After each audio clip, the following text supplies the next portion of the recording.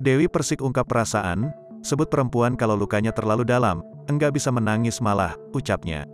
Dewi Persik merasa terluka usai mediasi dengan suaminya, Angga Wijaya, menemui jalan buntu. Karena mediasi gagal, permohonan cerai Angga Wijaya terhadap Dewi Persik dilanjutkan dalam persidangan.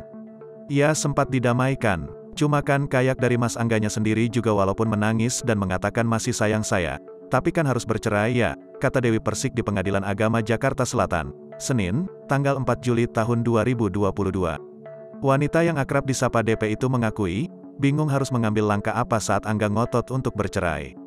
Saya harus jawab apa? Ya saya cuma bilang, ya sudah, ucapnya. Saya mencoba untuk tegar, sambungnya. Wanita berusia 36 tahun tersebut menilai, usahanya untuk mempertahankan seakan sia-sia, dikarenakan Angga tetap ingin berpisah. Perempuan itu kalau udah terlalu dalam lukanya itu nggak bisa nangis malah. Intinya saya sudah memberikan yang terbaik selama ini.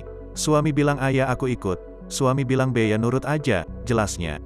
Meski begitu, DP merasa keretakan rumah tangganya dengan Angga hasil dari luka hati mereka berdua selama menjalin rumah tangga 5 tahun ini. Dewi Persik tak mau menambah luka lagi hatinya dan hati Angga Wijaya. Ia ingin jika nantinya berpisah, hubungannya dengan sang suami masih baik-baik saja.